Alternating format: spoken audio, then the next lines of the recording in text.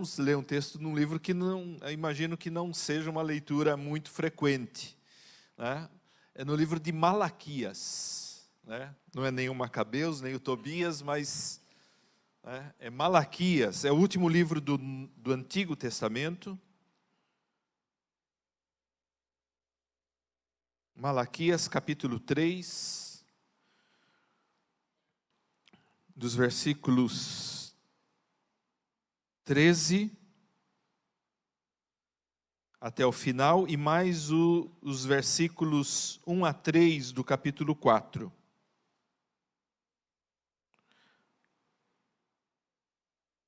Malaquias capítulo 3, a partir do versículo 13 até o versículo 3 do capítulo 4.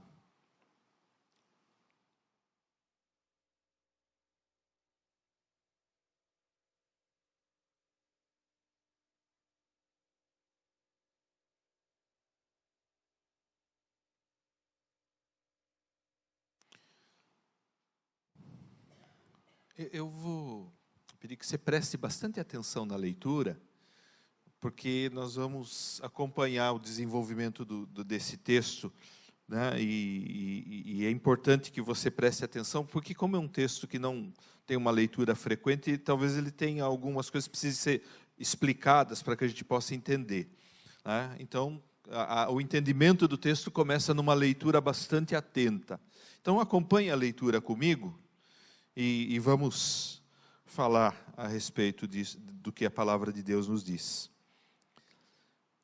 Malaquias 3, a partir do versículo 13. As vossas palavras foram duras para mim, diz o Senhor. Mas vós dizeis, que temos falado contra ti? Vós dizeis, inútil é servir a Deus, que nos aproveitou termos cuidado em guardar os seus preceitos e em andar de luto diante do Senhor dos Exércitos. Agora, pois, nós reputamos por felizes os soberbos. Também os que cometem impiedade prosperam. Sim, eles tentam ao Senhor e escapam. Então, os que temiam ao Senhor, ou melhor, então os que temiam, numa outra versão diz, os que temem ao Senhor, falavam uns aos outros. O Senhor atentava e ouvia. Havia um memorial escrito diante dele para os que temem ao Senhor e para os que se lembram do seu nome. Eles serão para mim particular tesouro. Naquele dia que prepararei, diz o Senhor dos Exércitos, poupa-los-ei como um homem poupa a seu filho que o serve. Então vereis outra vez a diferença entre o justo e o perverso, entre o que serve a Deus e o que não serve. Pois eis que vem o dia e arde como fornalha. Todos os soberbos e todos os que cometem perversidade serão como o restolho. O dia que vem os abrasará, diz o Senhor dos Exércitos, de sorte que não lhes deixará nem raiz nem ramo. Mas para vós outros, que temeis o meu nome, nascerá o sol da justiça, trazendo salvação nas suas asas. Saireis e saltareis como bezerros soltos da estrebaria. Pisareis os perversos, porque se farão cinzas debaixo das plantas de vossos pés, naquele dia que prepararei, diz o Senhor dos Exércitos. Eu convido você a curvar sua cabeça para falarmos mais uma vez com Deus. Amado Pai Celeste, eu te louvo e te agradeço por mais um dia, por mais uma vez nos reunirmos contigo. Eu e meus irmãos, minhas irmãs aqui, estamos prontos, Pai, para ouvir da Tua palavra. E suplicamos, Pai Celeste, que o Senhor nos ensine por meio do Teu Santo Espírito, que inspirou a palavra, Senhor da palavra que és. Eu sei, ó Pai, que cada um aqui veio à Tua casa, veio a este lugar, com muitas expectativas, mas qual será a tua expectativa, Pai, a respeito da nossa vida? Ensina-nos, ó Pai, a esse respeito, nós te pedimos em nome de Jesus. Amém. Amém, meus queridos irmãos e irmãs.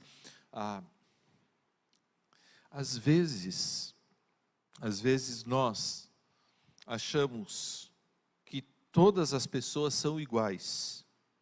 E há algumas particularidades, algumas características de todas as pessoas que são realmente semelhantes e nos unem, né? A principal delas, eu digo que é o pecado.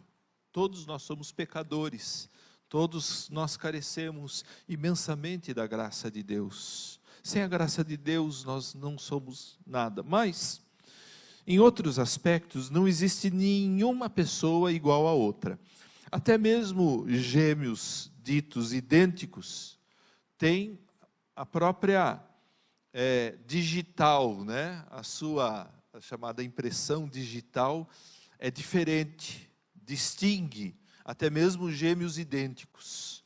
Então não existe uma semelhança absoluta entre as pessoas, de maneira que quando nós generalizamos, nós fatalmente, né, vamos cair num erro, né? A generalização fatalmente nos leva a um erro, porque não há nenhuma pessoa igual a outra. Uma das coisas que me alegra na minha amizade com o Wellington é que nós não temos pensamentos iguais, nós pensamos diferentes em muitas coisas, né? E há um certo filósofo que diz que duas pessoas, se elas forem iguais, uma delas é desnecessária, né? Às vezes nós queremos nos juntar com as pessoas e queremos essa igualdade, né, com elas, mas se a outra pessoa ela tiver os mesmos gostos que eu, ela tiver os mesmos objetivos que eu não vou crescer, eu não vou precisar fazer nenhum esforço, né? Tudo virá de uma maneira muito fácil para nós, né? E há diferenças fundamentais. E uma outra coisa que eu gostaria que a gente pensasse para podermos entender nosso texto, a primeira é essa questão das diferenças. Há diferenças entre todas as pessoas. A segunda coisa que eu gostaria de pensar é sobre o conhecimento, né, de Deus.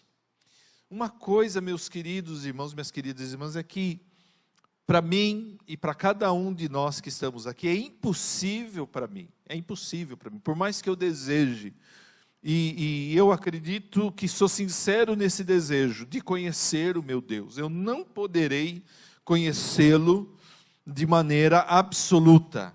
O meu conhecimento é muito limitado. Eu posso conhecer a Deus, e uma das melhores maneiras, um dos melhores caminhos para conhecer o meu Deus é por meio daquilo que Deus revela a respeito de si mesmo. Deus se revela a nós primeiramente pelas coisas que Ele criou, pelo universo. Ele se revela a nós por uma impressão que Ele deixou em cada pessoa, porque fomos criados de uma maneira muito especial, a semelhança, né? Nós somos criados à imagem e semelhança de Deus, então é possível nós especularmos a respeito de Deus por meio dos nossos sentimentos, das nossas paixões, dos nossos desejos. Tem muita coisa em nós que foi Deus que colocou e que reflete a sua pessoa, a sua personalidade, né? Deus é uma pessoa, Ele não é tão somente uma construção mental, né? Não é uma ideia do ser humano. Deus existe antes do ser humano poder pensar nele, mas Deus colocou em nós muitas características de si mesmo. Então, Deus se revela até mesmo quando nós nos conhecemos a nós mesmos, podemos conhecer algo de Deus. Deus se revela também por meio da palavra. Esse é um caminho muito seguro para nós aprendermos, porque a palavra foi inspirada por Deus. O Espírito Santo inspirou os autores da palavra para que escrevessem, e a palavra de Deus é muito importante. Aumentando esse parênteses sobre a palavra de Deus, muitas vezes eu tenho a pretensão de entender a palavra de Deus, de ser um grande conhecedor das verdades bíblicas, mas é impossível. Nós nos esquecemos que, mais do que eu entender a palavra, mais do que eu ler a palavra, é a palavra de Deus que me lê. É ela que revela os desejos do meu coração, é ela que mostra as minhas falhas, os meus limites, o quanto eu sou, e eu sou demasiadamente humano, usando uma expressão do filósofo Nietzsche, né? Então, a palavra de Deus me ajuda, me auxilia a entender quem eu sou, e quando eu entendo quem eu sou, eu dou um passo fundamental a admitir que eu necessito da graça de Deus, que eu necessito do sacrifício de Cristo, que eu necessito do amor divino que Ele derrama na minha vida. Então a palavra revela sobre Deus e revela também sobre mim, é ela que me lê. E uma coisa muito importante, porque a maior revelação de Deus não é nem a palavra, nem as coisas que Ele criou e nem o testemunho que temos dentro de nós, mas a maior revelação de Deus, Deus nos deixou por meio do seu Filho unigênito Jesus Cristo. Toda a glória de Deus está presente e está presente em Jesus. Jesus que tem corpo, que é ser humano, semelhante a nós também. Então a maior revelação de Deus está em Jesus Cristo. Nós conhecemos a Deus por meio do seu Filho Jesus. E mesmo assim, com tantas coisas que Deus nos deixou para se revelar a nós, é impossível que eu conheça a Deus de maneira perfeita, de maneira completa. No entanto, nós não podemos nos esquecer que Deus me conhece de maneira perfeita e de maneira completa. E esta verdade é chave para entendermos o nosso texto desta noite. Duas chaves para entendermos o texto: que as pessoas são diferentes. E a segunda chave, que Deus conhece cada pessoa na sua totalidade. Então Deus sabe quais são as diferenças que há entre cada pessoa, mesmo de gêmeos idênticos. É engraçado na questão de gêmeos idênticos que há muitas histórias engraçadas, né? Então, irmãos gêmeos e irmãs gêmeas que trocaram namorados, que fizeram coisas, né? Que confundiram as pessoas. Deus não pode ser confundido nem com gêmeos idênticos. Ele não vai, por exemplo, fazer uma coisa para o João que ele deveria fazer para o Marcelo. Ele não vai dar algo para Maria que ele deveria dar para Ana. E quando eu falo deveria, não estou obrigando Deus a nada, porque Ele é livre. É a minha forma de falar. Então, Deus sabe as diferenças entre cada pessoa, entre cada situação. Por que eu estou falando isso daí, meus queridos irmãos, minhas queridas irmãs? Porque o texto que nós lemos fala disso, que Deus vai fazer diferença entre o justo e o ímpio.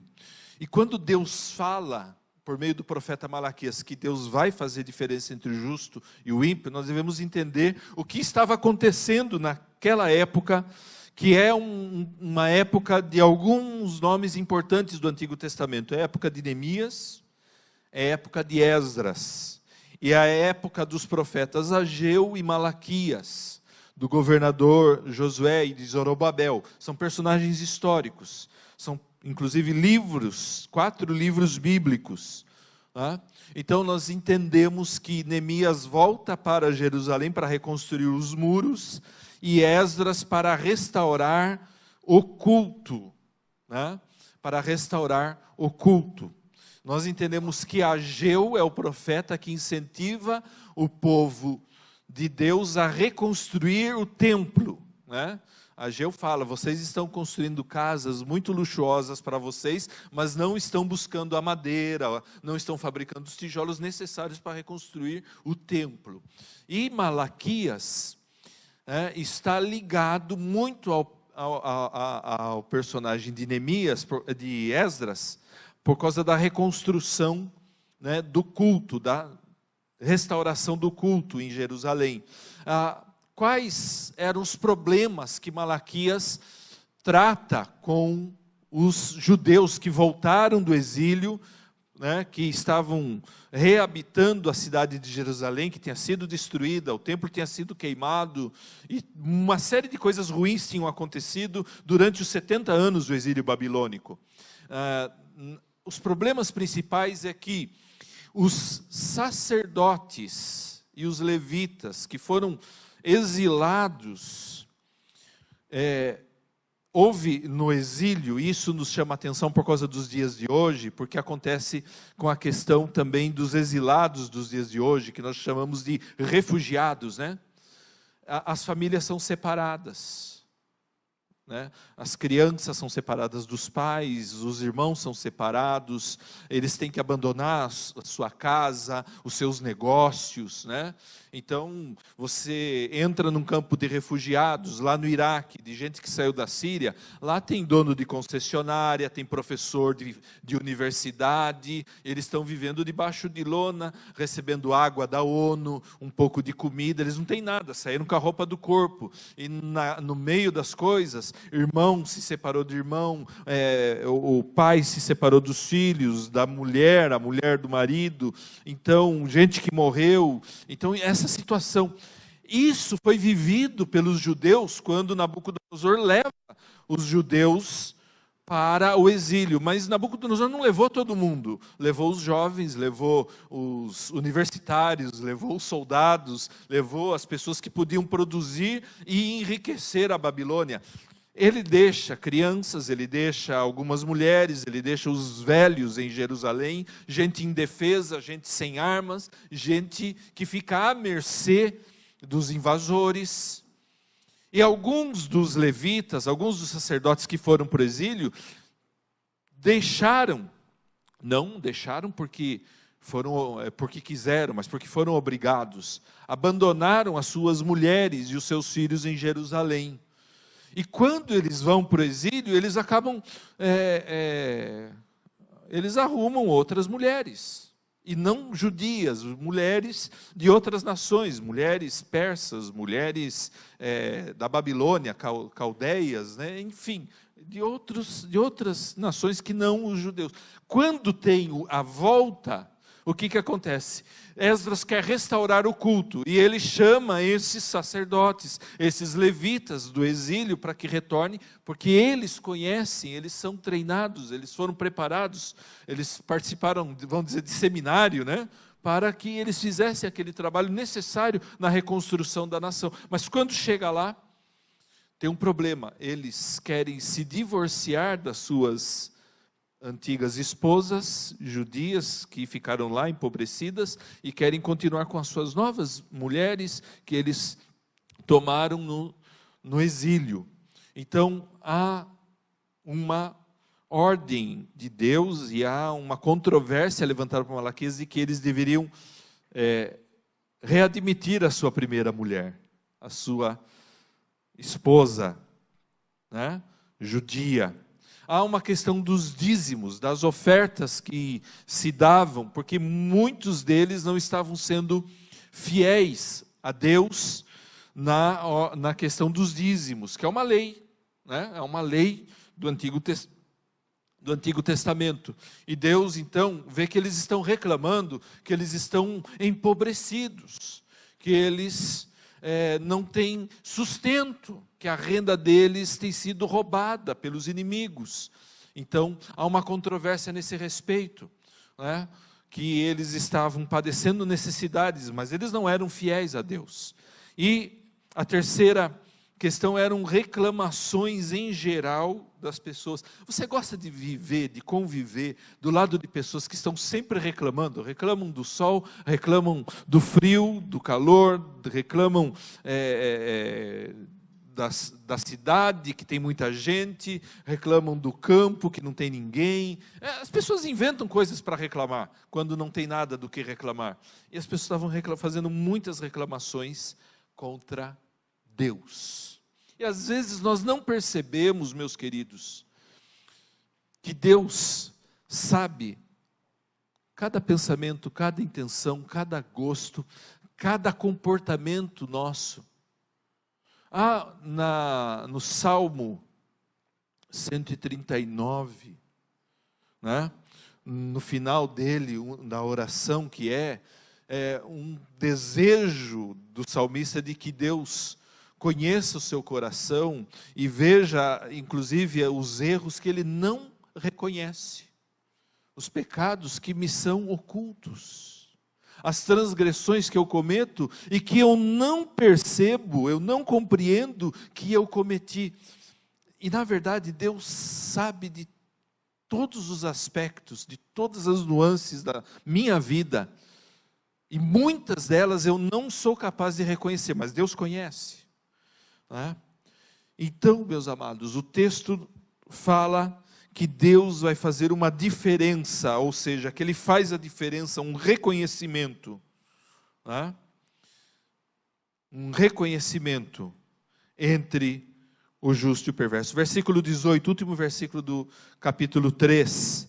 Então vereis outra vez a diferença entre o justo e o perverso, entre o que serve a Deus e o que não serve. Esta diferença é fundamental para mim. Porque Deus vai se relacionar comigo por meio da sua graça.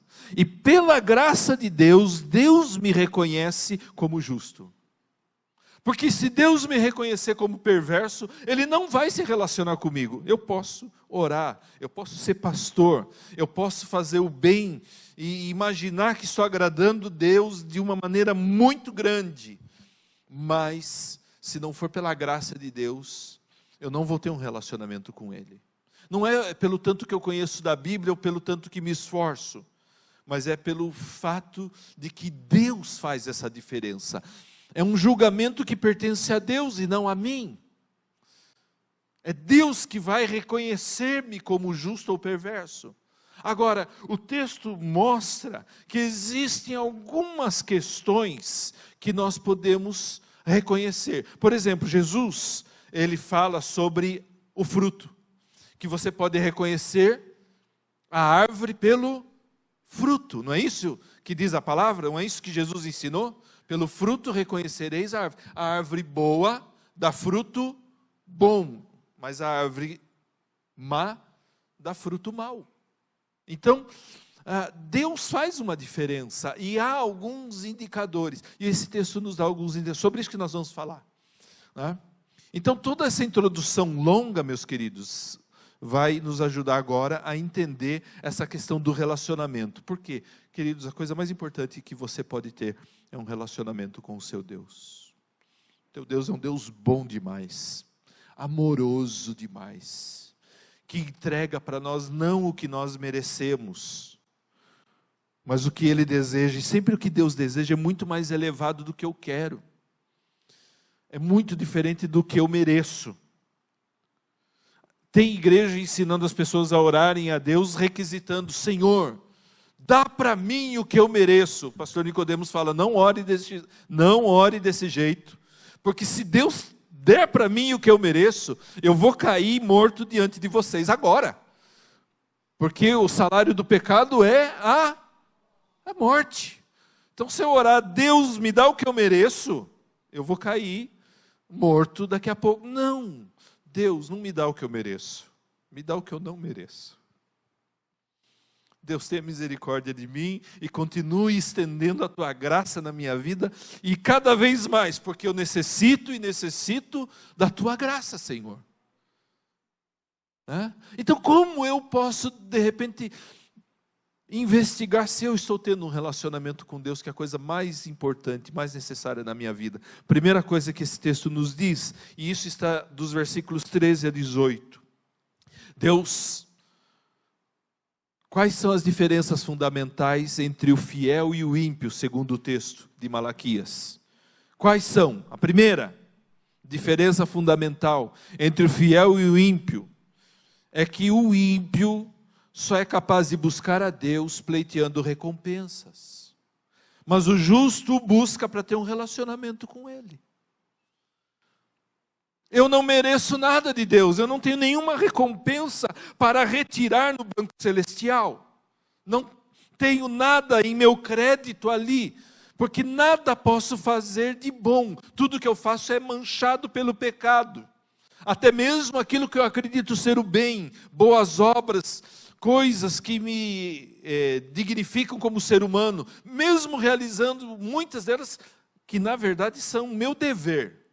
Quando eu as faço, eu não preciso do aplauso de ninguém, é meu dever ser um ser humano bacana, né?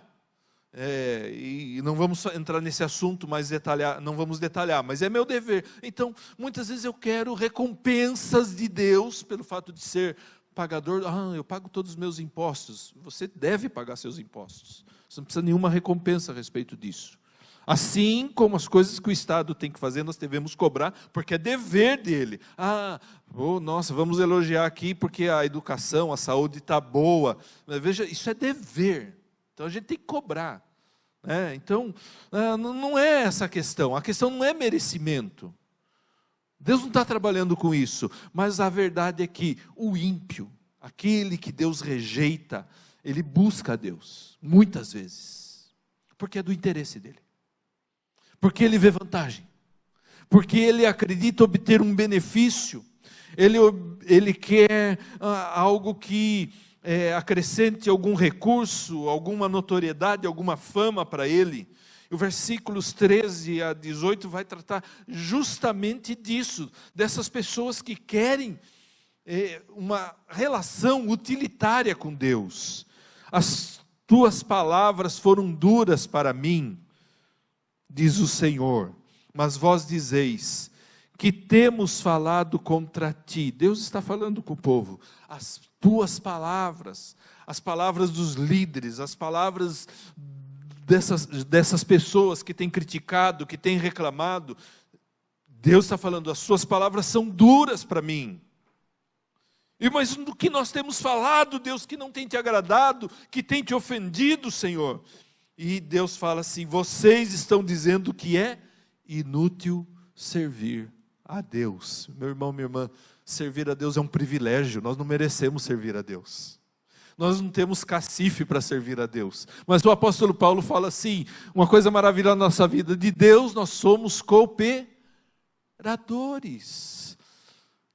Que coisa maravilhosa se Deus permitir que eu trabalhe para Ele. É um privilégio tão grande que os anjos quiseram tirar isso de nós, mas Deus nos deu. Isso é privilégio, é dom. Quando a questão que eles reclamavam, que Deus não permitia que eles prosperassem materialmente, e Deus fala assim, como que vocês querem prosperar se vocês não são fiéis nos dízimos?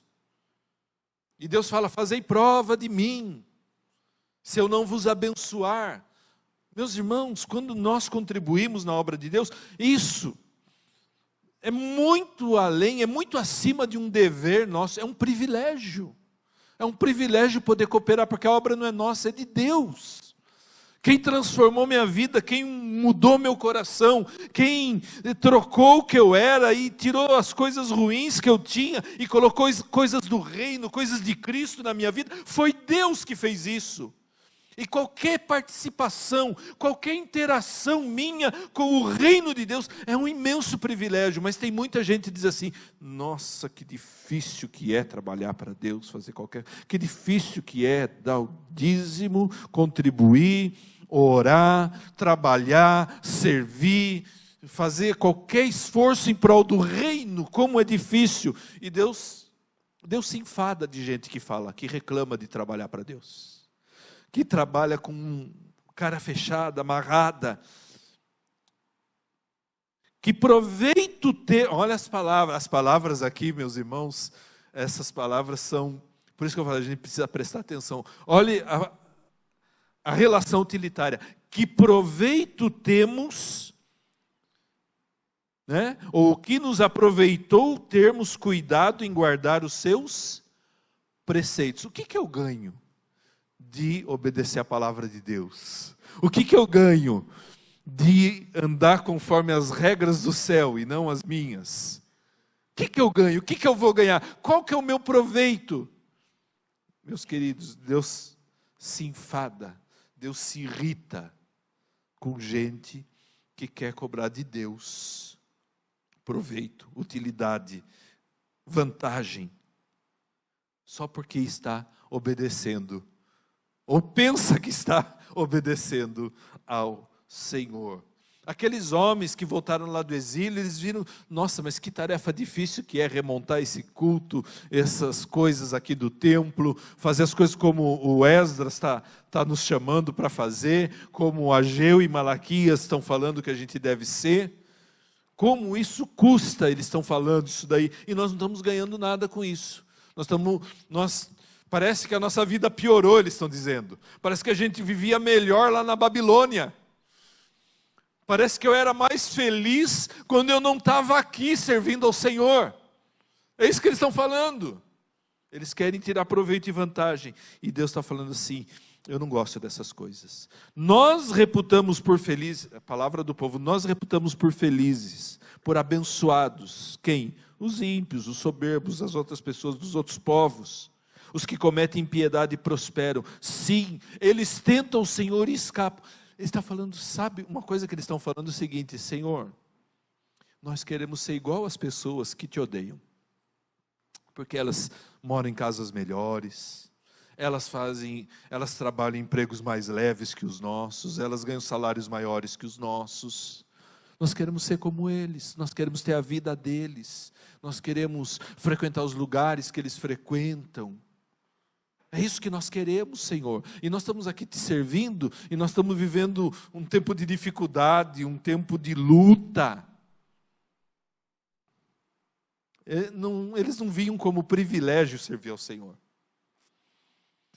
A grande sacada do cristão é quando ele enxerga que mesmo que ele tenha dificuldades financeiras, que mesmo que ele enfrente lutas na família, que mesmo que ele tenha um monte de obstáculos a superar na sua caminhada, que mesmo assim é um grande privilégio poder estar do lado de quem vai definir a história, poder estar do lado de quem é o Criador de todos os seres humanos, de ter um relacionamento desinteressado, não utilitário, com aquele que é o Senhor da minha vida, com o meu Deus, um Deus maravilhoso, sim, e muito bom.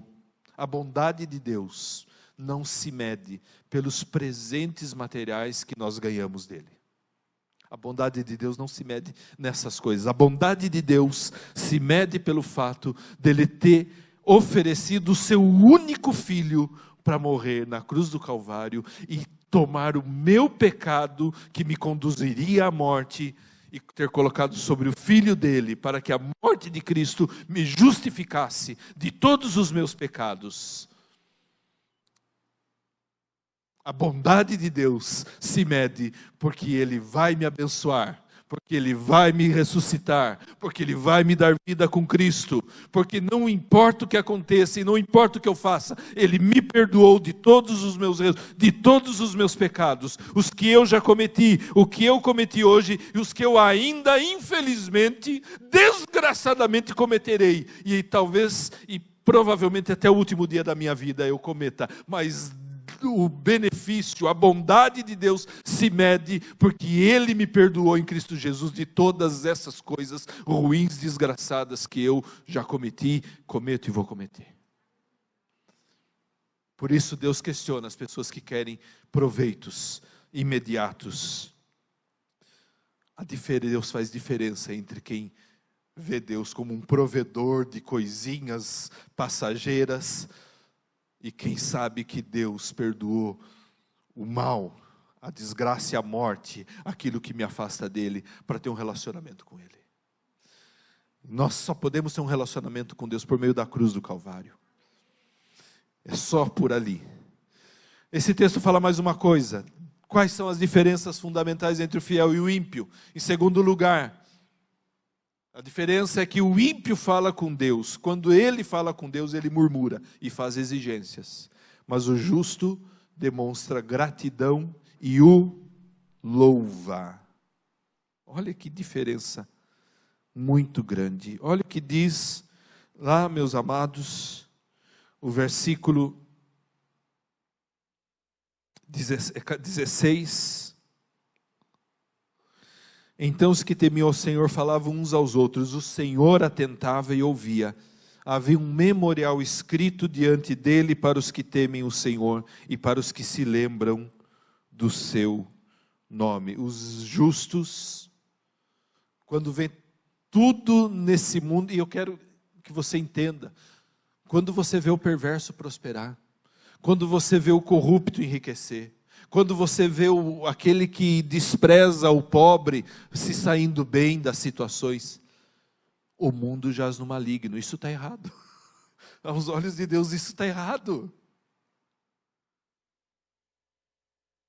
E mesmo que todas essas coisas aconteçam, quem teme ao Senhor fala assim, Deus não se esquece de nós. Deus tem um memorial, algo que lembra Deus de quem nós somos, os que temem ao Senhor, os que lembram do seu nome. Diz o Senhor, estes serão para mim particular tesouro. Particular tesouro. É interessante isso daí, meus amados. O ímpio, quando ele tenta se relacionar com Deus.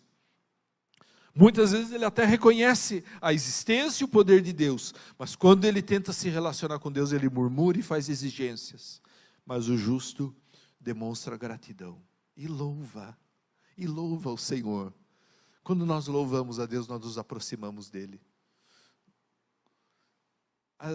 Eu digo uma coisa, meu irmão, minha irmã, que você não precisa nem mesmo entender a princípio por que você está louvando a Deus. Basta que você o louve. Mas nós gostamos de louvar a Deus quando ganhamos presentes dele. E nós fazemos bem quando somos abençoados com coisas que nós desejamos, ou às vezes não desejamos, mas nos alegram. Quando Deus permite muito isso na nossa vida. Quando nós as recebemos, devemos louvar a Deus. Mas ainda esse louvor não é o louvor que agrada ao Senhor, porque nós estamos louvando a Deus pelas coisas que Ele nos dá. Melhor é quando nós louvamos a Deus por quem Ele é. Como Jó, por exemplo, que perdeu os filhos, os bens e a saúde, e disse, o Senhor deu, o Senhor tomou, bendito seja o nome do Senhor. Esse louvou a Deus não pelas coisas que Deus deu, mas porque Deus pode fazer o que Ele quiser, por quem Ele é. Não é? Então, o ímpio se relaciona com Deus e quando faz, ele murmura, exige coisas. E o justo demonstra gratidão e louva a Deus, independente das coisas e das circunstâncias. É o que o texto está falando. Os justos estão vendo as injustiças. Os justos estão vendo que as coisas estão erradas, mas eles se lembram de Deus, e eles são gratos a Deus. E são gratos porque Deus não esqueceu deles. Meus irmãos, algumas pessoas acham que Deus não está quando eu perco os bens, o emprego, um cliente, uma renda. Eu acho que Deus me abandonou. Deus não está se lembrando de mim. Ou então quando você está doente, enfrentando enfermidades, puxa vida, Deus se lembre de mim. Muita gente pode te abandonar quando você empobrecer. Até mesmo um filho pode deixar o pai quando o pai estiver passando por crise. Pode acontecer. Um marido pode abandonar a esposa se ela ficar doente. Pode acontecer. Uma mulher pode abandonar um marido quando ele fica barrigudo, inútil. Pode acontecer. Né? Às vezes tem criança que a gente não quer falar o que é inútil, né? Mas muita gente pode entender o que é isso, e isso pode acontecer. Ou porque fez uma coisa e pensou diferente, as pessoas podem te abandonar. Um amigo que você achava que esse é meu amigo, esse não vai me deixar, ele te abandona também.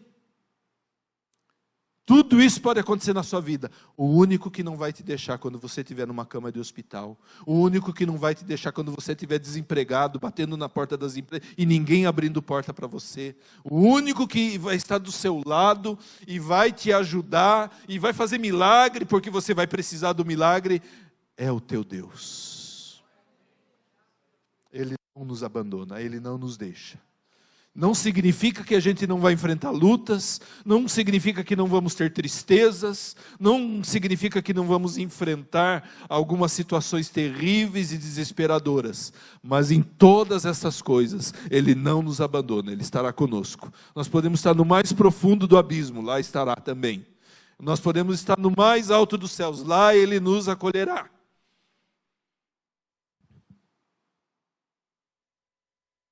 Há uma diferença, por isso o justo louva, não fica reclamando quando ele enfrenta lutas, circunstâncias difíceis.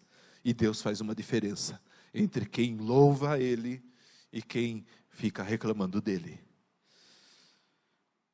Mas uma terceira diferença entre o fiel e o ímpio, meus queridos, está lá no versículo 4, do capítulo 4, 1 a 3, é que o ímpio nada faz que seja proveitoso para o reino, mas o justo tem a alegria de servir e suas obras são permanentes.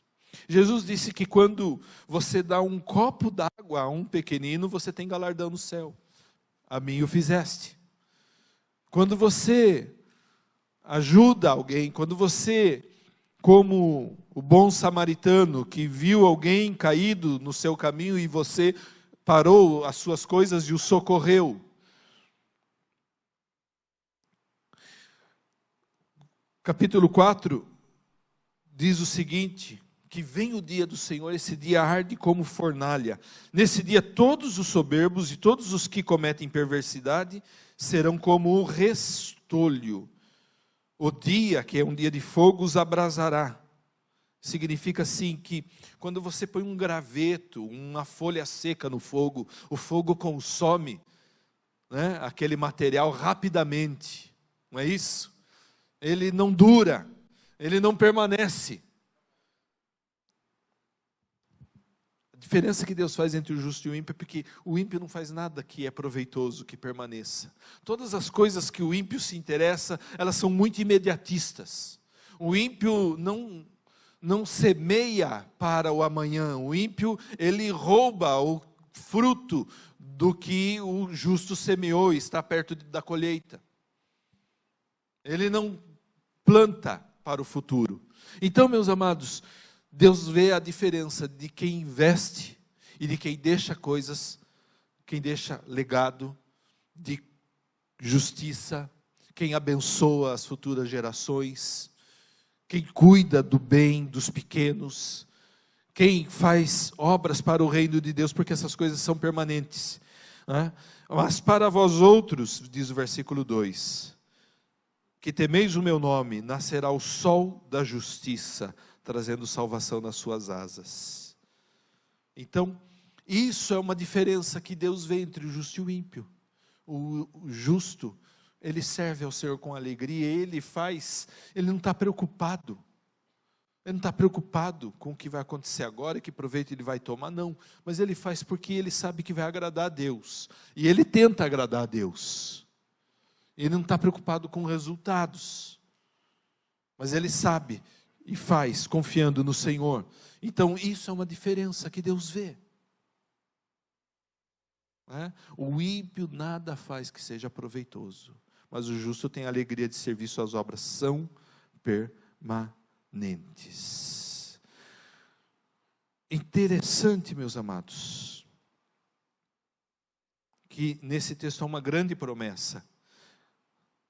Para aqueles que temem o Senhor, nascerá o sol da justiça, trazendo salvação nas suas asas. E vós, diz o Senhor, saireis e saltareis como bezerros soltos da estrebaria. Sabe qual é o pior cativeiro que nós podemos passar na nossa vida, queridos? O pior cativeiro que nós podemos passar na nossa vida é não podermos servir ao Senhor. Esse é o pior cativeiro. A pior coisa que tem é quando você se sente travado, impedido, de alguma maneira, de servir ao Senhor. Isso é uma coisa muito ruim. Mas aqui está dizendo que aqueles que temem o Senhor nascerá ao sol da justiça, e nesse dia sereis livres, sereis como bezerros soltos da estrebaria. E vocês pisarão os perversos, eles virarão cinzas debaixo de vossos pés, naquele dia que eu prepararei, diz o Senhor. Então, o ímpio nada faz que é proveitoso, mas o justo tem a alegria de servir ao Senhor. Quando nós servimos ao Senhor, nós não nos sentimos presos. E interessante o que Paulo falou, quando ele estava preso. Eu estou preso por vós, mas a palavra do Senhor está livre, ela corre. Ela alcança os corações, ela não está encarcerada. Então, a pior prisão que eu possa ter é ser impedido, ou de alguma maneira não poder fazer a vontade do meu Deus. E quando que eu não posso fazer a vontade do meu Deus? Quando eu não tenho um relacionamento com Ele. Quando eu não tenho um relacionamento com Ele. Quando eu não sou considerado por Ele um justo, mas um ímpio. Porque as obras dos ímpios não são proveitosas, mas as do justo são. As do justo serão coroadas, serão agraciadas. E Deus nos promete então que o sol da justiça vai nascer sobre nós. 3 diferenças fundamentais que o texto apresenta entre o fiel e o ímpio. A primeira, que o ímpio só é capaz de buscar a Deus pleiteando recompensas, mas o justo busca o Senhor para ter um relacionamento com Ele. A segunda, que o ímpio, quando fala de Deus, murmura e faz exigências, mas o justo demonstra gratidão e o louva. E a terceira diferença que esse texto nos apresenta entre o fiel e o ímpio é que o ímpio nada faz que seja proveitoso para o reino, mas o justo tem alegria de servir, e suas obras são permanentes diante de Deus. Por isso Deus vai abençoá-lo ao final. Quero encerrar essa mensagem fazendo a pergunta: não como você vê o seu relacionamento com Deus, porque muitas vezes nosso julgamento é falho. Muitas vezes nós erramos achando que nós não estamos agradando a Deus e de repente estamos. Mas o mais comum é quando nós julgamos que estamos agradando a Deus e não estamos. A minha pergunta não é como você vê, a minha pergunta é como Deus vê. E a pergunta não é minha, mas é da palavra de Deus e dele mesmo. Como Ele me vê. Ele me vê como fiel, como justo.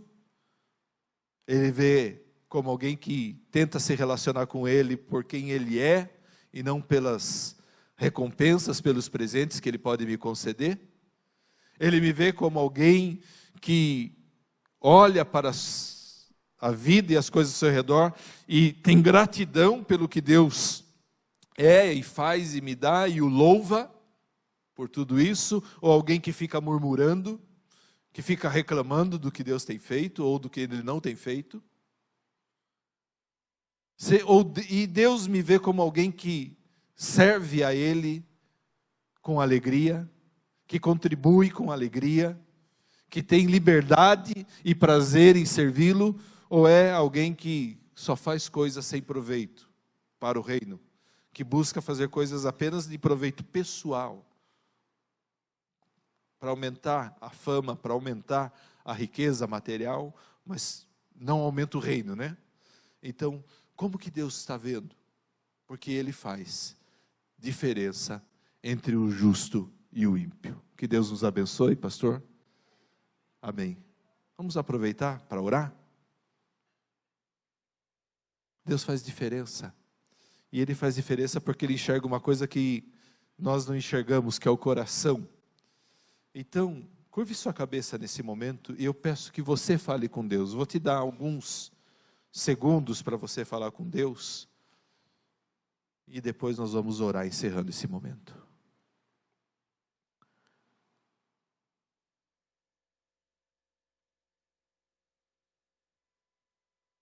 Querido e amado Pai Celeste, louvado seja Teu nome, Gratos estamos por esse momento, Senhor. E mais gratos ainda, porque o Senhor nos conhece o coração. Se o Senhor olhou o meu coração, Pai, nesta noite, e o Senhor disse: não, Silvio, você não está sendo justo, como na minha palavra. Estou apontando para você, Silvio, que você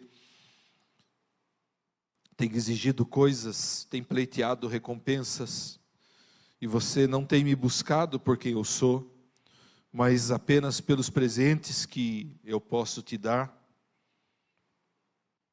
Tem exigido coisas, mas não quer ter um momento de comunhão comigo. Não, Silvio, você tem, ao falar comigo, tem murmurado, tem feito muitas exigências, não tem demonstrado gratidão e nem me louvado, tem se esquecido de exaltar meu nome. E você não tem me servido com alegria, mas faz coisas apenas para o seu próprio proveito. Deus, eu tenho agido assim, Senhor. Toca com a tua graça hoje na minha vida. Faz com que a obra da cruz, o sangue que Cristo derramou por mim, seja penetrando no meu coração, na minha mente, e me transformando para que eu seja justo, para que eu tenha a alegria de te servir, para que eu demonstre gratidão e te louve, e para que eu possa sempre buscar o Senhor para ter um relacionamento profundo, verdadeiro contigo, porque tu és o meu Deus. Faz isso comigo e faz isso, Pai, com cada um que assim, Senhor Deus, se dispuser na sua presença. Em nome de Jesus. Amém.